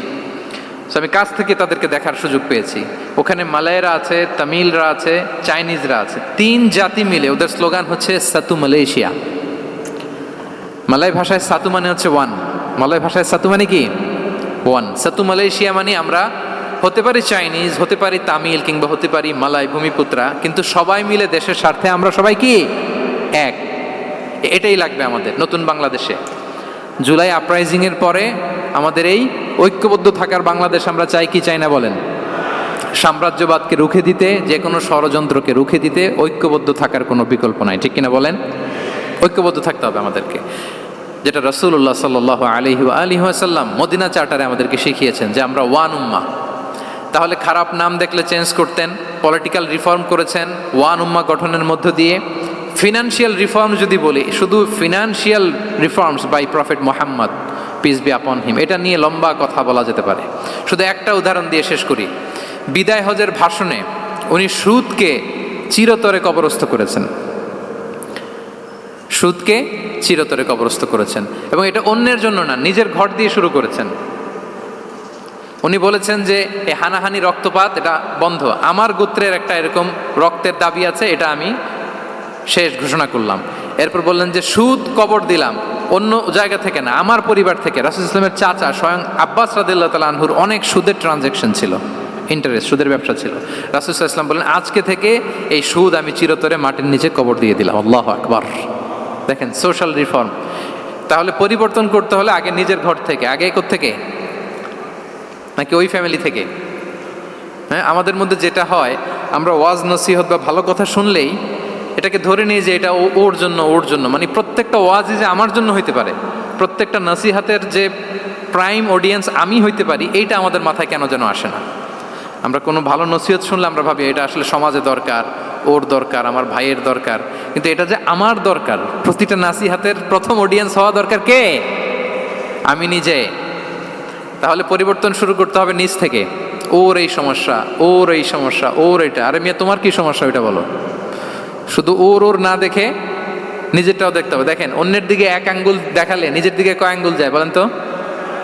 এই যে নিজের দিকে কিন্তু 3টা। আমি যদি এরকম করি তা আমার দিকে আসে 3টা। এজন্য নিজ থেকে, নিজের ফ্যামিলি থেকে আমরা সংস্কার শুরু করব। কি বলেন? ওমরে ফারুক রাদিয়াল্লাহু তাআলা আনহু যখন ফ্যামিলি মিটিংয়ে বসতেন, উনি ওনার সন্তানদেরকে বলতেন, শোনো, তোমরা খলিফাতুল মুসলিমিন, আমিরুল মুমিনিনের সন্তান। তোমাদের কোনো বাজে কাজ যদি সমাজে আসে, তোমাদের কোনো অন্যায় যদি আমার কানে আসে, অন্যের জন্য যা শাস্তি তোমাদের জন্য হবে ডবল শাস্তি। ওমর ফারুক সন্তানদেরকে বলতেন, তোমরা যদি কোনো ভুল করো, একটা যদি হদ কায়েম করা লাগে এমন অন্যায় যদি করো, একটা হচ্ছে আল্লাহর দেয়া হদ, আর একটা হবে আমি উমরের দেয়া হদ। কারণ আমার মতো খলিফাতুল মুসলিমিনের সন্তান হয়ে পাপ তুমি কেন করলে? দেখেন অন্যের বাচ্চা কি করছে, অন্যের, আমাদের তো ওই মেয়েটার সমস্যা, ওনার ছেলের সমস্যা, এগুলো আমার ছেলের যে কি অবস্থা, আমার পরিবারের যে কি হালাত, আমার স্ত্রীর যে কি দশা, ওইটা নিয়ে আমরা ভ্রুক্ষেপ করি না বা চিন্তা করি না। তাহলে সম্মানিত সুধীমণ্ডলী, আমরা পরিবর্তন শুরু করবো কোত্থেকে? অন্যের বাড়িঘর থেকে নাকি? হ্যাঁ, কোত্থেকে? নিজ থেকে। আল্লাহ তাআলা আমাদেরকে তৌফিক দান করুক। 5 নম্বরে হচ্ছে ওপেন মাইন্ডেড। আমার প্রিয় নবী বলেন ওপেন মাইন্ডেড ছিলেন না ন্যারো মাইন্ডেড? সবাই বলবেন, গ্যালারির সবাই আওয়াজ করে, তিনি ওপেন মাইন্ডেড না ন্যারো মাইন্ডেড ছিলেন? রাসূলুল্লাহ সাল্লাল্লাহু আলাইহি ওয়াসাল্লাম ওপেন মাইন্ডেড ছিলেন। যে কেউ ওনাকে অ্যাপ্রোচ করতেন পারতেন easily, he was very approachable. ছোট বড়, আবাল বৃদ্ধ বনিতা ওনার সাথে কথা বলতে স্বাচ্ছন্দ্য বোধ করতো, ভয় পেত না। এজন্য সিরাতের পরতে পরতে দেখবেন এক শিশু এসে প্রশ্ন করে, নারী এসে প্রশ্ন করে, বৃদ্ধ এসে প্রশ্ন করে, বন্ধু এসে প্রশ্ন করে, শত্রু এসে কনভারসেশন করে, সবাই এসে ওনার সাথে কথা বলতে পারতো। সুবহানাল্লাহ। এবং এগুলো উনি অ্যাকোমোডেট করতে পারতেন। কি করতে পারতেন? অ্যাকোমোডেট করতেন। ছোট্ট একটা উদাহরণ দেই, আসির আল হালাবিয়া থেকে নেয়া একটা বিখ্যাত সিরাতের গ্রন্থ। বদরের যুদ্ধে রাসূল সাল্লাল্লাহু আলাইহি ওয়াসাল্লাম বদরের মাঠে সেনা ক্যাম্প স্থাপন করলেন। কি ক্যাম্প? সেনা ক্যাম্প স্থাপন করলেন। আল হুবাব ইবনুল মুনজির রাদিয়াল্লাহু তাআলা আনহু এক সাহাবী, উনি বললেন, ইয়া রাসূলুল্লাহ, এই যে সেনা শিবির যে এখানে স্থাপন করলেন, এটা কি আপনার নিজের ইচ্ছায় না আল্লাহর আদেশে? দেখেন, সেনাপতিরে কোনো সাধারণ সৈনিক এই প্রশ্ন করতে পারে? করলে চাকরি থাকবে? কিন্তু রাসূল সাল্লাল্লাহু আলাইহি ওয়াসাল্লামের কাছে সাহস নিয়ে আল হুবাব ইবনুল মুনজির বলে, ইয়া রাসূলুল্লাহ, এই যে সেনা শিবির স্থাপন করলেন, এটা কি আপনার ইচ্ছায় নাকি এটা ওয়াহি? রাসূল সাল্লাল্লাহু আলাইহি ওয়াসাল্লাম বললেন, না, এটা ওয়াহি না, এটা ওয়াহি না, বাল হুয়া রায়ু ওয়াল হারবু ওয়াল মাকিদা, না, এটা যুদ্ধের কৌশল হিসেবে আমি করেছি। আল হুবাব ইবনুল মুনজির বললেন, ইয়া রাসূলুল্লাহ, তাহলে সঠিক জায়গায় সেনা ক্যাম্প স্থাপন হয় নাই। রাসূলের দিকে তাকিয়ে বলতেছেন যে আপনি যেখানে করছেন ওখানে ঠিক হয় না ইয়া রাসূলুল্লাহ, আপনি অভয় দিলে আমি বলতে পারি কোথায় ঠিক হবে। রাসূল সাল্লাল্লাহু আলাইহি ওয়াসাল্লাম বললেন, তাই? আমি যেটা করছি এটা ঠিক হয় নাই, তাহলে কোনটা ঠিক বলো? উনি বললেন, ওই যে বদরে একটা কুয়া আছে যেখানে পানির ব্যবস্থা আছে, ওইটার সামনে ব্যারিকেড দিয়ে আমাদের শিবির করতে হবে, তাহলে আমরা বদরের কুয়া থেকে পানি খাইতে পারবো, সারাদিন পানি খাবো, আর কাফিররা যুদ্ধে তো মারা যাবে, পানির অভাবে মারা যাবে। সুবহানাল্লাহ পড়বেন না? রাসূল সাল্লাল্লাহু আলাইহি ওয়াসাল্লাম বললেন, আরে তাই তো, তুমি তো ঠিকই বলেছো, এভাবে তো আমি ভেবে দেখিনি। আবার তিনি অ্যানাউন্স করে দিলেন যে সেনা শিবির এখানে যেই তাঁবু টাঙানো হয়েছে এখান থেকে মুভ করে আল হুবাব যেখানে ইন্ডিকেট করেছে ঠিক ওই জায়গায় যে শিবির স্থাপন করো। তাহলে আওয়াজ করে বলুন, ওপেন মাইন্ডেড না ন্যারো মাইন্ডেড? আমরা অনেক সময় আমাদের অধীনস্থদের কথা শুনতে চাই না। অনেক সময় অধীনস্থদের মাথা থেকেও দারুণ দারুণ দুর্দান্ত আইডিয়া চলে আসতে পারে। ইগনোর করবেন না সব সময়, আপনি দেখবেন যে তার কাছ থেকে ভালো আইডিয়া এসছে কিনা। তাহলে রাসূল সাল্লাল্লাহু আলাইহি ওয়াসাল্লাম এটাকে ইগনোর না করে অ্যাকোমোডেট করলেন। সুবহানাল্লাহ। খন্দক যুদ্ধের কথা যদি দেখি, পরীক্ষা খননের অ্যাডভাইস কে দিয়েছিল? মক্কার কোনো লোক? মদিনার? কে দিয়েছিল? সালমান আল ফারিসি। বাড়ি কোথায়? ইরান, পারস্য। হি ওয়াজ পার্সিয়ান বেসিকলি। তাহলে দেখেন, সেই পারস্য থেকে এসে বললেন যে এখানে পরীক্ষা খনন করলে ভালো হয়। 5.5 কিলোমিটার পরীক্ষা খনন করে ফেললেন। 4.5 মিটার প্রশস্ত, 3.5 মিটার হচ্ছে এটার ডেপথ। পুরো মদিনার সবাই মিলে এটা করে ফেললেন। তার মানে আমি সব বুঝি, আমি সব জানি, এই মেন্টালিটি থেকে আমাদের বেড়ে আসতে হবে। এটা হচ্ছে একটা ন্যারো মাইন্ডেড পার্সোনালিটির অধিকারী, যে আমি যেটা বলছি ওইটা, এটার পরে কোনো কথা নেই, এটা ভুল। বরং আমার টিমের মধ্যে থেকে যদি কোনো ভালো অপিনিয়ন আসে সেটা আমি রিভাইজ করব। কি বলেন, পারা যাবে না? তাহলে ওপেন মাইন্ডেড পার্সোনালিটি ছিলেন রাসূলুল্লাহ সাল্লাল্লাহু আলাইহি ওয়াসাল্লাম। 6 নম্বর মাইন্ডসেট হচ্ছে অন্টারপ্রেনাল মাইন্ডসেট। অন্টারপ্রেনাল, এখন তো এটা আপনারা সবাই খুব বেশি শোনেন, অন্টারপ্রেনারশিপ, অন্টারপ্রেনাল মাইন্ডসেট আসলে অনেক কিছুর সমন্বয় হয়। 1 নম্বর, যার প্রোঅ্যাক্টিভ অ্যাটিটিউড যাদের থাকে, solution focused, not problem focused. Problem সৃষ্টি হইলে ওইদিকে ফোকাস না করে কিভাবে সলিউশন করা যায় ওইদিকে ফোকাস করতেন। এরপর যে হিউম্যান রিসোর্সের ভালো ম্যানেজ করতে পারে, রিসোর্স কম কিন্তু to take the best out of this resource. অনেকে দেখবেন যে ছোট্ট জিনিসকে অর্গানাইজ করে এত সুন্দর প্রেজেন্টেশন করে, আবার অনেকের অনেক আছে কিন্তু সেটাকে প্রেজেন্ট করতে পারে না, এরকম আছে না নাই? রাসূল সাল্লাল্লাহু আলাইহি ওয়াসাল্লাম অল্প রিসোর্স দিয়ে অনেক বড় কিছু অ্যারেঞ্জ করতে পারতেন। সুবহানাল্লাহ। এবং he was a very good talent hunter. রাসূল সাল্লাল্লাহু আলাইহি ওয়াসাল্লাম একজন চৌকস ট্যালেন্ট হান্টার ছিলেন। He was a very good observer. সাহাবীদের কার কি ট্যালেন্ট এটা তিনি নোট করতেন। যার যে দক্ষতা, তাকে তার ওই দক্ষতা দিয়ে ইসলামের সেবা করতে উৎসাহ দিতেন।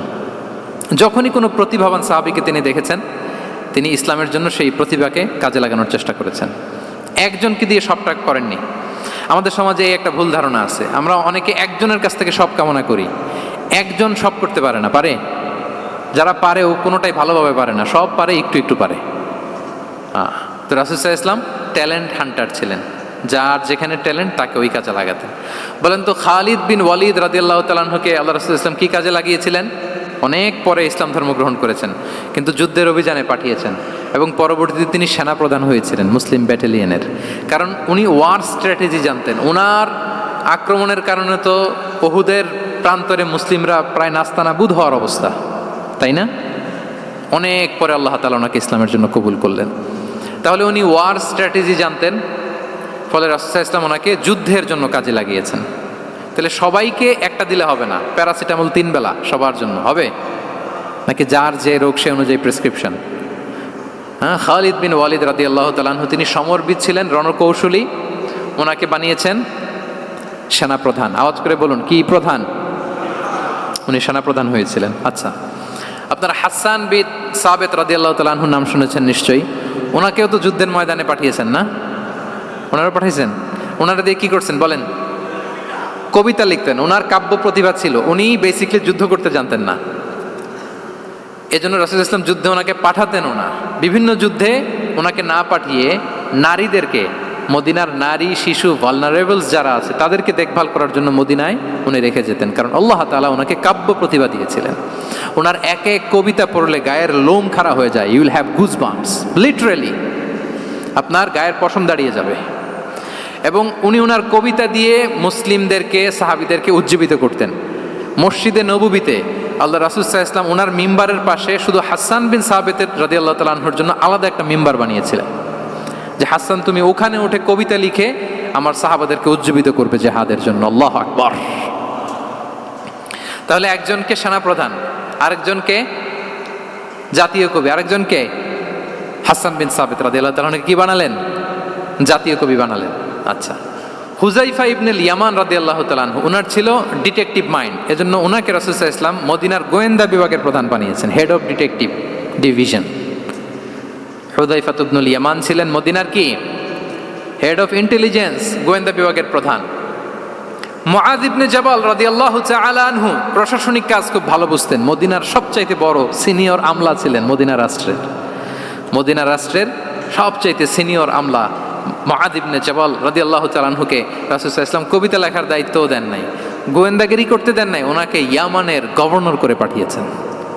সুবহানাল্লাহি ওয়া বিহামদিহি। তাহলে যার যে যোগ্যতা তাকে সেই জায়গায় কাজে লাগানো, এটাকে বলে এন্টারপ্রেনাল মাইন্ডসেট। এটা কি বলে? এন্টারপ্রেনাল মাইন্ডসেট। আল্লাহ হাবিব সাল্লাল্লাহু আলাইহি ওয়াসাল্লামের এই মাইন্ডসেট ছিল। 7 নম্বর মাইন্ডসেট হচ্ছে কনসিডারেট মাইন্ডসেট। কনসিডারেট মানে হচ্ছে সুবিবেচক, যার বিবেচনা আছে, অথবা যে অন্যের প্রতি সহানুভূতিশীল, উচ্চ বিবেকবোধ সম্পন্ন ব্যক্তিত্ব। রাসূল সাল্লাল্লাহু আলাইহি ওয়াসাল্লাম he was the man of 6 senses. ওনার 6টা সেন্স কাজ করতে একসাথে। কয়টা? আমাদের করে কয়টা? 5টা তো আল্লাহ দিছে, অনেকের 3টাও কাজ করে না। কোন দিক দিয়ে কি হচ্ছে দিন দুনিয়ায় নাই, সে একেবারে অন্য জগতের মানুষ। কি হচ্ছে চোখ কান খোলা নাই, কিছু জানা নাই। কিন্তু রাসূল সাল্লাল্লাহু আলাইহি ওয়াসাল্লাম he was man of 6 senses. চারদিকে কোথায় কি হচ্ছে, কার একটু অসুবিধা হয়ে যাচ্ছে, কার একটু সমস্যা, খুব অন্যের ব্যথায় ব্যথিত ছিলেন, অন্যের দুঃখে দুঃখী ছিলেন, অন্যের প্রতি সহানুভূতি ছিলেন। ম্যান অফ 6 সেন্সেস ছিলেন তিনি। সিরাত থেকে দু একটা উদাহরণ দেখেন। একবার রাতের নামাজ, সম্ভবত এশার নামাজ, খুব ছোট্ট করে শেষ করে দিলেন। তো সাহাবারা জিজ্ঞেস করলেন, ইয়া রাসূলুল্লাহ, নামাজ তো এত তাড়াহুড়ো করতে আপনাকে কখনো দেখিনি। তিনি বললেন, আমি নামাজের মাঝখানে এক ছোট্ট বাচ্চার কান্না শুনেছি। আনাস রাদিয়াল্লাহু বর্ণনা করেন যে কানা রাসূলুল্লাহ সাল্লাল্লাহু আলাইহি ওয়াসাল্লাম ইয়াসমাউ বুকা আস-সাবিয়্যি মা উম্মি। আমি যখন নামাজে ইমামতি করছি, পেছনে মহিলাদের কাতারের ওখান থেকে একটা ছোট্ট শিশুর কান্নার আওয়াজ আমার কানে আসলো। দেখেন কি সেন্স। তো আমার মনে হচ্ছিল বাচ্চার কান্নায় পেছনের কাতারে মায়ের বড্ড কষ্ট হচ্ছে, যে মাটা বাচ্চাটাকে নিয়ে এসছে উইমেন প্রেয়ার হলে, তাকে বাচ্চাটাকে ম্যানেজ করতে বা সামলাতে মায়ের বড্ড কষ্ট হয়ে যাচ্ছে আমার মনে হচ্ছে। এজন্য আমি নামাজটা একটু শর্টকাটে শেষ করে দিয়েছি। Could you imagine that? কি নবী আমরা পেয়েছি, কিরকম কনসিডারেট ছিলেন, কতটা সুবিবেচক ছিলেন, অন্যের প্রতি কতটা সহানুভূতিশীল ছিলেন তিনি, অন্যের যাতে কোনো সমস্যা না হয় এটা খেয়াল করতেন। মুআয ইবনে জাবাল রাদিয়াল্লাহু তাআলা আনহুকে মদিনার পাশেই এক মসজিদের ইমাম করে পাঠালেন। উনি ইমামতির দায়িত্ব পেয়ে একবার মাগরিবের নামাজে সূরা বাকারা তেলাওয়াত শুরু করলেন। তো ওনার হয়তো তেলাওয়াত করতে করতে একটা ইমোশন চলে আসছে, উনি তো সুরের ঝংকার দিয়ে তেলাওয়াত করতেছেন। এখন পিছনে যারা মুসল্লি ছিল এরা ছিল সব কৃষিজীবী সাহাবী। এরা কি ছিল? সারা দিন ওট দিয়ে, খেজুর গাছে পানি দিয়ে যান যায় কোনো রকম ফরজ পেরে যায় ঘুমাইতে হবে। এই সাহাবীরা যখন পিছনে দাঁড়াইছে আর উনি ধরছে কোন সূরা? সূরাতুল বাকারা। এখন ওনারা তো আর থাকতে পারে না ওনার সাথে, থাকতে না পারে এক সাহাবী নামাজ রেখে দিয়ে ডাইরেক্ট রাসূল সাল্লাল্লাহু আলাইহি ওয়াসাল্লামের কাছে, কারণ বড় হুজুর তো আছে মদিনায়, যে বিচার দিছে ইয়া রাসূলুল্লাহ, দেখেন এমন একজনকে ইমাম করে অ্যাসাইন করেছেন, উনি মাগরিবের সালাতে সূরা বাকারা পড়ে, আর আমরা হচ্ছি কৃষিজীবী শ্রমজীবী সাহাবী, আমাদের তো এত বড় কেরাতের সাথে জয়েন করা সম্ভব না। রাসূল সাল্লাল্লাহু আলাইহি ওয়াসাল্লাম রেগে গেলেন, চেহারাটা আগুনের গোলার মতো লাল হয়ে গেল। মুআয ইবনে জাবাল রাদিয়াল্লাহু তাআলা আনহুকে ডেকে পাঠালেন, ডেকে বললেন, আফাত্তানুন আনতা ইয়া মুআয, আফাত্তান, তুমি কি ফিতনা সৃষ্টি করতেছো ওখানে? পাঠাইছি কমিউনিটির ইউনিটি ধরে রাখার জন্য, তুমি ওখানে যে ফিতনা সৃষ্টি করতেছো, তুমি কি সাব্বিহ ইসমা রাব্বিকাল আ'লা এই সূরা তোমার মুখস্থ নাই? ওয়াদ-দুহা ওয়াল-লাইলি ইযা সাজা এটা পারো না? ওয়াশ-শামসি ওয়া দুহাহা এটা মুখস্থ নাই? তো তুমি কেন এই সূরাগুলো দিয়ে নামাজ পড়াও না? কেন পড়াও না? এরপর তিনি বললেন, যখন ইমামতির সুযোগ পাবে, সুযোগ পেয়ে লম্বা কেরাত ধরো না, ছোট্ট কেরাত দিয়ে নামাজ শেষ করো, কেননা তোমার পেছনে বয়স্করা আছে, মুরব্বীরা আছে, অসুস্থরা আছে। জাল হাজা, তার একটা জরুরি কাজ পড়ছিল, যাচ্ছিল, হঠাৎ মাগরিবের আজান, ভাবলো রাস্তার পাশে যেহেতু আজান দিছে নামাজটা পড়ে নেই, নামাজে ঢুইকে দেখছে আপনি সূরা বাকারা ধরছেন, তো বেচারা কি কাজ করবে না কি করবে? আর তার তো নিয়ত ছিল ফরজ নামাজটা পড়ি যে বাস ধরবো, এখন আপনি ধরছেন কোন সূরা? বাকারা। দেখেন রাসূল সাল্লাল্লাহু আলাইহি ওয়াসাল্লাম বললেন, যখন ইমামতির চান্স পাবে ছোট সূরা পড়বে, আর যখন তুমি একা পড়বে ফালিউতাউবিল মাশা, যত লম্বা করতে মনে চায় করো, রুকু করো লম্বা, সেজদা করো লম্বা, কেরাত করো লম্বা। রাসূল সাল্লাল্লাহু আলাইহি ওয়াসাল্লাম তো রাতে আধা ঘন্টা 40 মিনিট প্রথম রাকাতে কেরাত পড়তেন, এরপরে আবার 40 মিনিট রুকুতে থাকতেন, রুকু থেকে দাঁড়ায় আবার 40 মিনিট, আবার সেজদায় যেয়ে 40 মিনিট, এরপরে সেজদা থেকে 2 সেজদার মাঝখানে আবার 40 মিনিট, 2 রাকাত দিয়ে এরকম রাতও শেষ করে দিছে। তো আপনার লম্বা যদি পড়তে মনে চায়, আপনি তো আপনার ব্যক্তিগত নফল সালাতে এভাবে লম্বা করবেন, কিন্তু আমাদের হয়ে গেছে উল্টা, একাকী নামাজ কোনো রকম রুকু সেজদা এরকম হয়ে গেছে না অনেকটা, কিন্তু ইমামতির সুযোগ পেলে মাশাআল্লাহ আল্লাহু আকবার, এইবার শুরু হয়েছে শাইখ সুদাইসির কণ্ঠে এই লম্বা করে। এখন পেছনে মুসল্লিদের কি দশা ওইটা আর আমরা খেয়াল করি না। আমাদেরকে অন্যের প্রতি সহানুভূতিশীল হতে শিখিয়েছে ইসলাম, কনসিডারেট হতে শিখিয়েছে, সুবিবেচক হতে শিখিয়েছে, যেটা রাসূল সাল্লাল্লাহু আলাইহি ওয়াসাল্লাম করেছেন। এবং রাসূল সাল্লাল্লাহু আলাইহি ওয়াসাল্লাম কোনো কাজে কাউকে পাঠালে ওনার বিখ্যাত সে বাণীটা বলে দিতেন যে ইয়াসসিরু ওয়ালা তুআসসিরু বাশশিরু ওয়ালা তুনাফিরু, সহজ করে উপস্থাপন করো, কঠিন করো না, সুসংবাদ দিও, মানুষকে দিন থেকে ভাগিও না। আমরা মানুষকে ভয় দেখাই, আমরা এত কঠিন করে ইসলামকে উপস্থাপন করি, মানুষ বলে আগে যেটা করতাম ওইটাই ভালো। তো আমরা যেন দিনকে কঠিন না করি, আমাদের কোনো অ্যাটিটিউডের কারণে যেন মানুষ ইসলাম থেকে ভেগে না যায়। আরেকটা উদাহরণ দেখুন, একবার মাগরিবের কিংবা এশার নামাজে রাসূল সাল্লাল্লাহু আলাইহি ওয়াসাল্লাম লম্বা সেজদা দিলেন, এত লম্বা সেজদা তিনি কখনো দেন না। নামাজ শেষে সাহাবারা জিজ্ঞেস করলেন, ইয়া রাসূলুল্লাহ, আপনি কি নামাজের মাঝখানে অসুস্থ হয়ে গেলেন নাকি? অথবা কোরআনের আয়াত নাজিল হলো নাকি, ওহী নাজিল হলো নাকি? রাসূল সাল্লাল্লাহু আলাইহি ওয়াসাল্লাম বললেন, কুল্লু যালিকা লাম ইয়াকুন ওয়ালাকিন্না ইবনি ইরতাহালানি ওয়া কারিহতু আন উআজ্জিলাহু হাত্তা ইয়াকদিয়া হাজাতাহ। বললেন না, অসুস্থ হই নাই, ওহিও নাজিল হই নাই, আমি যখন সেজদায় গিয়েছি আমার 2 ছোট নাতি হাসান হোসেন আমার কাঁধের উপরে চেপে বসেছে, যতক্ষণ না ওরা খেলা শেষ না করে নিচে নেমেছে আমি সেজদায় লুটিয়েছিলাম, নেমেছে এরপরে মাথা উঠিয়েছি। আমার মাথা উঠানোর কারণে ওদের খেলার একটু ডিস্টার্ব হবে, এজন্য আমি আর সেজদা থেকে মাথা উঠাই নাই। দেখেন, নাতির খেলার যেন ডিস্টার্ব না হয়। পেছনের মহিলা সারির এক বোনের নামাজের সমস্যা হচ্ছে, এগুলো উনি খেয়াল করতেন, ছোট্ট ছোট্ট বিষয়গুলো উনি খেয়াল করতেন। এটাকে বলে কনসিডারেট মাইন্ডসেট। কি বলে? তাহলে আমরা অন্যের প্রতি যেন সহানুভূতিশীল হই, নাকি শুধু নিজেরটাই দেখব? অন্যেরটা দেখার দরকার আছে না নাই বলেন? 8 নাম্বার হচ্ছে ট্রান্সপারেন্সি। ট্রান্সপারেন্সি মানে হচ্ছে স্বচ্ছতা। ওনার জীবনের চাইতে, ওনার বায়োগ্রাফির চাইতে স্বচ্ছ বায়োগ্রাফি আপনি পাবেন না। No public and private dividation, and in the long history of time no one's life has been recorded more transparently than the life of Prophet Muhammad sallallahu alaihi wasallam. রাসূল সাল্লাল্লাহু আলাইহি ওয়াসাল্লামের চেয়ে বেশি পৃথিবীতে এমন সেকেন্ড কোনো পার্সন আপনি দেখাতে পারবেন না যার জীবনের সব কিছু রেকর্ডেড, সব কিছু রেকর্ডেড। এরকম আছে? ঘরে কি করেছেন, বাইরে কি করেছেন, স্ত্রীর সাথে কি করেছেন, বন্ধুর সাথে কি করেছেন, সাহাবাদের সাথে কি করেছেন, শত্রুর সাথে কি করেছেন, অল আর রেকর্ডেড, সব অ্যান্ড ক্রিস্টাল ক্লিয়ার, একেবারে স্বচ্ছ পানির মতো, স্ফটিক কাচের মতো ক্লিয়ার, ট্রান্সপারেন্ট। ওনার সব কাজে উনি স্বচ্ছতা বজায় রাখতে চাইতেন। কতটা স্বচ্ছ ছিলেন একটা মজার ঘটনা শোনায় আপনাদেরকে। সহিহ বুখারীতে এসছে, রমাদানের শেষ 10 দিন, দ্য লাস্ট 10 days অফ রমাদানে তিনি এতেকাফ করতেন। তো এতেকাফ অবস্থায় স্ত্রীরা এসে রাতে দেখা করে যেত, জরুরি কথা আলাপ থাকলে সেরে যেত। একবার রাতে সফিয়া বিনতে হুয়াই ইবনে আখতাব রাদিয়াল্লাহু তাআলা আনহা আসলেন, ওনার স্ত্রী। কথা হলো এবার ওনাকে একটু এগিয়ে দিবেন, মসজিদ থেকে রাসূল ইসলাম বারান্দার দিকে পাশ দিয়ে আসলেন এগিয়ে দেওয়ার জন্য। ইন দ্য মিন টাইম হঠাৎ দুইজন আনসারি সাহাবী পাশ দিয়ে হেঁটে যাচ্ছেন। রাসূল সাল্লাল্লাহু আলাইহি ওয়াসাল্লাম আম্মাজানকে বিদায় দিবেন এখানে, হঠাৎ করে তিনি আওয়াজ করে বললেন, আলা রিসলিকুমা, এই দাঁড়াও। ওই সাহাবী দুইজন রাসূল সাল্লাল্লাহু আলাইহি ওয়াসাল্লামের সাথে কে এটা টের পায় নাই, বুঝতে পারে নাই। বোরকায় আবৃত কোনো এক নারী দেখে রাসূল আর ওই নারীকে দেখে তারা আরো দ্রুত গতিতে হাঁটতে শুরু করে দিচ্ছে, আমরা চলে যাই এখান থেকে। দেখেন রাসূল সাল্লাল্লাহু আলাইহি ওয়াসাল্লাম নিজের অবস্থানকে ট্রান্সপারেন্ট করার জন্য বললেন, আলা রিসলিকুমা, দাঁড়াও। দাঁড়ালেন। তখন রাসূল সাল্লাল্লাহু আলাইহি ওয়াসাল্লাম বললেন যে, ইন্নাহা উম্মুকুম সফিয়া, আমার পাশে যাকে দেখতে পাচ্ছ বলে দেয়া ভালো যে সে কিন্তু অন্য কোনো নারী নয়, সে তোমাদের মা উম্মুল মুমিনিন সফিয়া। সাহাবারা বলে, সুবহানাল্লাহ ইয়া রাসূলুল্লাহ, ইয়া রাসূলুল্লাহ, এ কেমন কথা, আপনি কেন আমাদের কাছে জবাবদিহি করতে যাচ্ছেন বা ক্লারিফাই করছেন? আপনার পাশে কোনো নারী এত রাতে যদি দাঁড়িয়ে থাকে, তিনি তো আমাদের মাদের মধ্যে থেকেই তো একজন হবেন, কেন আপনি বলতেছেন? তখন রাসূল সাল্লাল্লাহু আলাইহি ওয়াসাল্লাম বললেন যে, না, ইন্না শাইতানা ইয়াজরি মিনাল ইনসানি মাজরাদ দাম, শয়তান মানুষের রগে রগে চলাচল করে। ওয়া ইন্নী খাশিতু আইয়ুকযিফা ফি কুলুবিকুমা শাররান, আরেক বর্ণনায় আছে শাইআন, আমার ভয় হয় হয়তো শয়তান কোনো সন্দেহের উদ্রেক তোমাদের হৃদয়ে ঢুকাই দিতে পারে। সুবহানাল্লাহ। এজন্য আমি ক্লিয়ার করে দিলাম, এটা আমার বউ, আমার স্ত্রী, তোমাদের মা সফিয়া।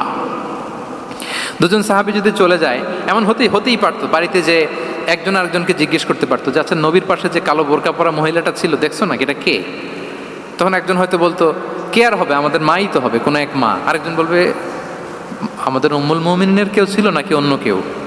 এরকম একটা হুট করে সন্দেহের উদ্রেক মাথায় আসতে পারে না যে ওনার স্ত্রী ছিল না অন্য কেউ ছিল? আসতে পারে কি পারে না বলেন? ওই সন্দেহের অবকাশটুকু রাসূল সাল্লাল্লাহু আলাইহি ওয়াসাল্লাম রাখেন নাই। উনি বলে দিলেন যে, এটা তোমাদের মা, এটা সফিয়া। এই সন্দেহের অবকাশের কোনো সুযোগ নাই। তাহলে রাসূল সাল্লাল্লাহু আলাইহি ওয়াসাল্লামের পুরো লাইফ ছিল ট্রান্সপারেন্ট, একেবারে স্বচ্ছ। তাহলে রাসূল সাল্লাল্লাহু আলাইহি ওয়াসাল্লামের লাইফ তিনি কত স্বচ্ছতার সাথে কাটিয়েছেন, এটা ক্লিয়ার না আমাদের সাথে? Transparent mindset. 9 নাম্বার হচ্ছে অ্যাপ্রিসিয়েটিভ, অর্থাৎ অন্যের প্রশংসা করা। আমরা অনেক সময় অন্য কেউ ভালো কাজ করলে অ্যাপ্রিসিয়েট করতে চাই না, আমরা গুণমুগ্ধ হই কিন্তু গুণগ্রাহী হতে চাই না, অন্যরে ক্রেডিট দিতে চাই না, তার ভালো কাজের স্বীকৃতি দিতে চাই না। হয়তো আমার দলের লোক না, বা আমার চিন্তার লোক না, বা আমার সার্কেলের লোক না, তার প্রশংসা করতে চাই না, তার গুণগ্রাহী হতে চাই না। এরকম মেন্টালিটি আমরা অনেকে ক্যারি করি না? রাসূল সাল্লাল্লাহু আলাইহি ওয়াসাল্লাম এটা করেননি। ভালো কিছু দেখলে মুসলিম হোক অমুসলিম হোক অ্যাপ্রিসিয়েট করতেন। Basically he develop the culture of appreciation. এটা আমাদের করতে হবে। আপনার ছেলে ভালো কিছু করেছে, অ্যাপ্রিসিয়েট করেন, ও কনফিডেন্স ফিরে পাবে। আপনার স্ত্রী ভালো রান্না করেছে, অ্যাপ্রিসিয়েট করেন, সে আনন্দিত হবে। আপনার বন্ধু ভালো কিছু একটা করেছে, তাকে ইন্সপায়ার করেন, অ্যাপ্রিসিয়েট করেন। রাসূল সাল্লাল্লাহু আলাইহি ওয়াসাল্লাম একবার এক বৈঠকে 8 জন সাহাবীকে 8টা কমপ্লিমেন্ট দিয়েছেন, 8টা অ্যাপ্রিসিয়েশন দিয়েছেন। তিনি বলেছেন, আরহামু উম্মতি বি উম্মতি আবু বকর। দেখেন 8 জন সাহাবীর 8টা গুণের বর্ণনা দিচ্ছেন। তিনি বললেন, আমার উম্মতের মধ্যে সবচাইতে রহম দিলের সাহাবী হচ্ছে কে? আবু বকর রাদিয়াল্লাহু তাআলা। এত রহম দিলের ছিলেন, উনি যখন আল্লাহ রাসূল সাল্লাল্লাহু আলাইহি ওয়াসাল্লামের ইন্তেকালের পরে মসজিদে নববীতে যখন নামাজে দাঁড়াতেন, কান্নার চোটে উনি কেরাতই পড়তে পারতেন না। কমপ্লেন করতো সাহাবারা যে, আমরা তো কেরাত বুঝি না, একটু স্পষ্ট করে পড়েন, কান্না একটু থামান। কেন কাঁদতেন? কারণ উনি যখন নামাজে দাঁড়াতেন ওনার ফিলিংসটা হতো এরকম যে, কাইফা আকুমু মাকামা রাসূলিল্লাহ, আমি রাসূলের জায়গায় কিভাবে দাঁড়াই? এখানে তো আমার রাসূল দাঁড়িয়ে ইমামতি করেছেন, আমি নবীর জায়গায় দাঁড়িয়ে কিভাবে নামাজটা পড়াই? এই অনুভব থেকে উনি যে কাঁদতে শুরু করতেন, এই কান্নার ধাক্কায় উনি আর তেলাওয়াতই আগাতে পারতেন না। আরহামু উম্মতি বি উম্মতি আবু বকর। আমার উম্মতের মধ্যে সবচাইতে রহম দিলের হচ্ছেন আবু বকর। ও আসাদ্দুহুম ফি আমরিল্লাহি ওমর। দেখেন প্রশংসা করতেছেন। আর আমার উম্মতের মধ্যে আল্লাহর দিন বাস্তবায়নে সবচাইতে কঠোর হচ্ছে ওমর। মুনাফিকরা ওনাকে জমের মতো ভয় পেত, ইভেন শয়তান ভয় পেত। রাসূল সাল্লাল্লাহু আলাইহি ওয়াসাল্লাম বলেন, ওমর তুমি যদি এই রাস্তা দিয়ে হাঁটো, শয়তান যদি দেখতে পায়, শয়তান এই রাস্তা রেখে দিয়ে অন্য কোনো রাস্তা থাকলে ওইটা দিয়ে হাঁটে। সুবহানাল্লাহি ওয়া বিহামদিহি। আমাদের অনেক সময় এমন হয় না যে আমাদের বাচ্চারা, ছেলেমেয়েরা খেতে চায় না, আমাদের নাতি নাতনিরা খেতে চায় না, মায়েরা খাবার নিয়ে পেছনে পেছনে ঘুরে, আর তখন ভয় দেখায়, এই রাত্রিবেলা তাড়াতাড়ি খাও, ওই যে বাঘ আসবে, বাঘ। বিড়াল আসবে বিড়াল, তাড়াতাড়ি না খেলে কিন্তু ভূত আসবে ভূত, এরকম বলেন আপনারা? বলেন না? এই দায়িত্ব তো আপনাদের কাঁধে থাকে না? তো ওই যে আমাদের বোনরা বলতে পারবে, বোনরা খাবার নিয়ে ঠিকই রাত্রিবেলায় বাচ্চাদের পিছনে পিছনে এরকম দৌড়াতে হয়। তো কি বলতে হয় যে এই ভূত আসলো ভূত, ওই যে বিড়াল আসলো বিড়াল, কুকুর আসলো, এইগুলো বললে বাচ্চারা আবার ভয় পায়, তাড়াতাড়ি করে খায়। তো মদিনাতেও মদিনার বাচ্চারা খেতে চাইতো না। তো খেতে না চাইলে মায়েরা ভূত আসতেছে ভাল্লুক আসতেছে এগুলো না বলে বলতো হা হুয়া ইয়াতি উমর, ইয়াতি উমর, তাড়াতাড়ি খাও তাড়াতাড়ি খাও, ওই যে ওমর আসতেছে ওমর। সুবহানাল্লাহি বিহামদিহি ওয়া আশাদ্দুহুম ফি আমরিল্লাহি উমর। আল্লাহর দ্বীন বাস্তবায়নে সবচেয়ে কঠোর ছিলেন ওমর রাদিয়াল্লাহু তাআলা আনহু। ওয়া আসদাকুহুম হায়াআন উসমান, সবচেয়ে লাজুক সাহাবী ছিলেন উসমান রাদিয়াল্লাহু তাআলা। শুধু অর্থ বলে যাই। ওয়া আকরাউহুম লিকিতাবিল্লাহি উবাই ইবনে কাব, সবচেয়ে কোরআনের ভালো কেরাত পড়তে পারতেন উবাই ইবনে কাব। আফরাদুহুম যায়েদ ইবনে সাবিত, উত্তরাধিকার বন্টনের নীতিমালা ফারায়েজের জ্ঞান ছিল যায়েদ ইবনে সাবিত রাদিয়াল্লাহু তাআলা। ওয়া আ'লামুহুম বিল হালালি ওয়াল হারামি মুআদ ইবনে জাবাল, এই উম্মতের হালাল হারামের স্পেশালিস্ট সাহাবী হচ্ছেন মুআদ ইবনে জাবাল। আলা ওয়া ইন্না লিকুল্লি উম্মাতিন আমিনান ওয়া আমিনা হাদিহিল উম্মাহ আবু উবাইদা ইবনুল জাররাহ, সব উম্মতের একজন বিশ্বস্ত লোক থাকে, এই উম্মতের সবচাইতে বিশ্বস্ত লোক হচ্ছে আবু উবাইদা ইবনুল জাররাহ। দেখেন 8 জন সাহাবীর 8টা গুণের কথা বললেন। আচ্ছা, রাসূল সাল্লাল্লাহু আলাইহি ওয়াসাল্লাম যখন সাহাবীদের প্রশংসা করেছেন, ওই সাহাবীদের কেমন লেগেছে বলেন তো? ফিলিংসটা ভালো লেগেছে না? হৃদয়ে জুড়িয়েছে, ইন্সপায়ার্ড হয়েছেন, মোটিভেটেড হয়েছেন। সাহাবীদের মধ্যে সবচাইতে সুরেলা গলার কণ্ঠের অধিকারী ছিলেন আবু মুসা আল-আশআরী রাদিয়াল্লাহু তাআলা আনহু। তো রাসূল সাল্লাল্লাহু আলাইহি ওয়াসাল্লাম একবার রাত্রিবেলা তার বাসার পাশ দিয়ে যাচ্ছিলেন, দীর্ঘ সময় ওনার কণ্ঠের তেলাওয়াত শুনলেন। পরের দিন সকালে বললেন যে আবু মুসা, তুমি তো চমৎকার গলায় তেলাওয়াত করো। আবু মুসা বলে, ইয়া রাসূলুল্লাহ, আমি তো কোনোদিন আপনার সামনে দাঁড়িয়ে তেলাওয়াত করি না, আপনি কি করে জানলেন? রাসূল সাল্লাল্লাহু আলাইহি ওয়াসাল্লাম বললেন, গত রাতে তুমি যখন তেলাওয়াত করছিলে আমি তোমার ঘরের পাশ দিয়ে যাচ্ছিলাম, আমি মনোযোগ দিয়ে শুনেছি। আবু মুসা বলে, ইয়া রাসূলুল্লাহ, আপনি আমার তেলাওয়াত শুনতেছেন, ওইটা জানলে তো আমি ফজর পর্যন্ত তেলাওয়াত চালিয়ে যেতাম, হাত্তাল ফাজর আমি তেলাওয়াত চালিয়ে যেতাম ইয়া রাসূলুল্লাহ।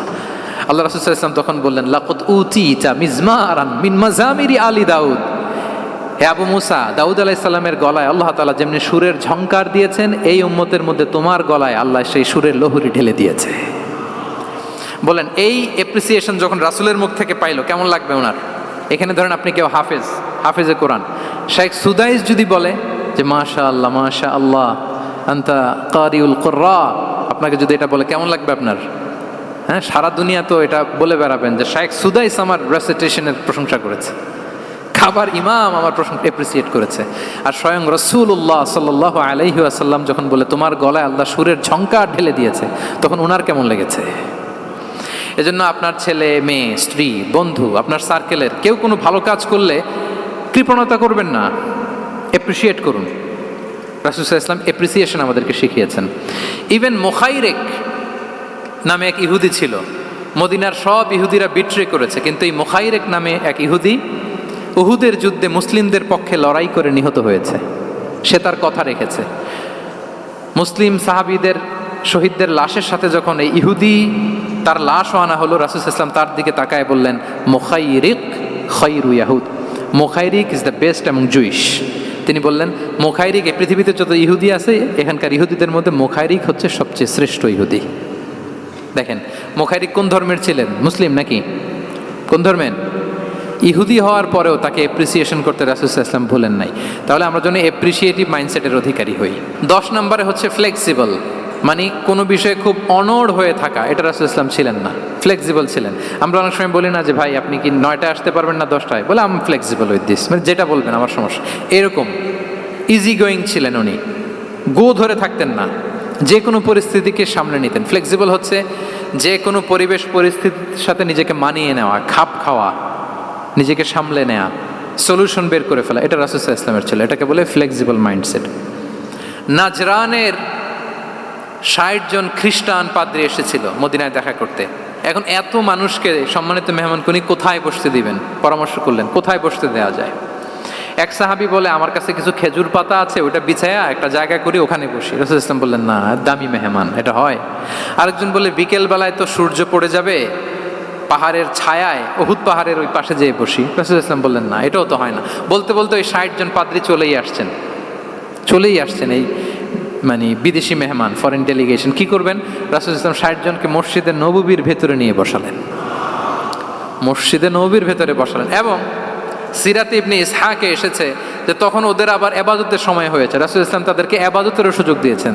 তাদের কেবলা পূর্ব দিকে, তারা পূর্ব দিকে হয়ে 60 জন ওখানে এবাদত করেছে, তাদের ধর্ম রীতি অনুযায়ী সালাত আদায় করছে। দেখেন কতটা ফ্লেক্সিবল, কতটা ফ্লেক্সিবল ছিলেন রাসূল সাল্লাল্লাহু আলাইহি ওয়াসাল্লাম। ফজরের সালাতের পরে ঘরে ঢুকেই আম্মাজান আয়েশাকে জিজ্ঞেস করতেন, কোনো খাবার আছে? আম্মাজান আয়েশা যদি বলতেন আছে, তিনি সেটা খেতেন। কোনোদিন যদি বলতেন না ইয়া রাসূলুল্লাহ, ঘরে তো খাবার নাই, তখন রাসূল সাল্লাল্লাহু আলাইহি ওয়াসাল্লাম বলতেন ফা ইন্নী সাইম, অসুবিধা নাই, খাবার যেহেতু নাই আমি রোজা রেখে দিলাম। কত ইজি গোয়িং। আচ্ছা আমরা হলে কি করতাম বলেন তো? ফজরের পরে ঘরে গেছেন, আপনি বড় সাহেব না, এবার যাওয়ার পরে জিজ্ঞেস করছেন কি আছে খাবার দাও, যদি বলে ঘরে কিছু নাই, কি বলবেন দেখি? কয়েকটা উত্তর আসুক। হ্যাঁ, খবর আছে? এই তো। তো যদি আমরা আলহামদুলিল্লাহ বলি, that is called easy going and flexible mindset. এটাই হওয়া উচিত, এটাই হওয়া উচিত। খাবার থাকলে খেতেন, না থাকলে বলতেন okay I am fasting, it's not a big deal, ফা ইন্নী সাইম, যেহেতু নাই কি আর করবো, আমি রোজা রেখে দিলাম। এরকম ইজি গোয়িং ছিলেন। দেখেন his life was so simple but so special. হ্যাঁ, মুহাম্মদ সাল্লাল্লাহু আলাইহি ওয়াসাল্লাম তাহলে ফ্লেক্সিবল ছিলেন।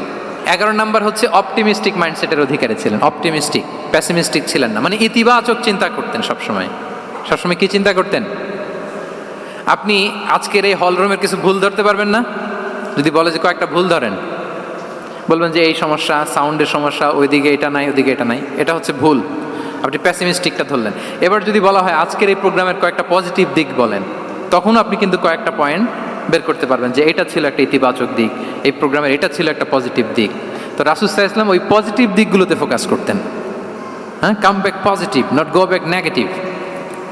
রাসূল সাল্লাল্লাহু আলাইহি ওয়াসাল্লামের কাছে এসে যদি কেউ বলতে ইয়া রাসূলুল্লাহ আমি খুব অসুস্থ, রাসূল সাল্লাল্লাহু আলাইহি ওয়াসাল্লাম বলতেন লা বাসা আলাইকা তুহুরুন ইনশাআল্লাহ। ইয়া রাসূলুল্লাহ আমি অসুস্থ, রাসূল সাল্লাল্লাহু আলাইহি ওয়াসাল্লাম বলতেন আরে don't worry, it will cleanse up you from your sins if Allah wish, ইনশাআল্লাহ এতে তোমার যে গুনাহ টুনা আছে, পাপ আছে, এই পাপগুলোকে আল্লাহ তাআলা এই অসুস্থতা দিয়ে মোচন করে দিচ্ছেন। পড়েন সুবহানাল্লাহ। তাইলে আপনি অসুস্থতার মধ্যে একটু হালকা হলেন না, যে জ্বরে ভুগতেছি কিন্তু এই জ্বরে নাকি আমার গুনাহ মাফ হয়ে যায়। পেটের ব্যথায় আক্রান্ত, মাথা ব্যথায় আক্রান্ত, কিন্তু এটাতে নাকি আল্লাহ আমার পাপ মোচন করে দেয়, তাহলে একটু ভালো লাগবে না? তাহলে দেখেন একটা কঠিন পরিবেশকে রাসূল সাল্লাল্লাহু আলাইহি ওয়াসাল্লাম সহজ করতেন। অসুস্থ শুনলেই লা বাস তুহুরুন ইনশাআল্লাহ, আর কিছু হবে না, আল্লাহ তোমার গুনাহ মাফ করে দিচ্ছে। অসুস্থ ব্যক্তি দেখলেই মাথায় হাত দিয়ে দোয়া করতেন আল্লাহুম্মা রাব্বান নাস আযহিবিল বাস ইশফি আনতাশ শাফি লা শিফাআ ইল্লা শিফাউক শিফাআন লা ইউগাদিরু সাকামা। উজ্জীবিত হয়ে যেত অসুস্থ ব্যক্তি। আমরা কি করি? আমরা কি করি? কাউকে অসুস্থ দেখলে, রোগাক্রান্ত দেখলে, ওই রোগে সবচাইতে কষ্ট পেয়ে যে মারা গেছে তার ঘটনা বলা শুরু করি। হায় রে ভাই, আপনার ক্যান্সার, আমার এক খালা ছিল ক্যান্সারের 4th স্টেজে চলে গেছিল, 14টা কেমো দেয়া লাগছে, এই যে ফিরিস্তি একেবারে ওনার দাফন কাফন পর্যন্ত। এখন বলেন ওই লোক যাও সুস্থ ছিল, এখন আর সুস্থ থাকবে? কথা বলেন, থাকবে? একটা দিব্যি সুস্থ মানুষকে যদি আপনি বলেন ভাই আপনাকে দেখতে কেমন যেন একটু রোগা রোগা লাগতেছে, অসুস্থ নাকি?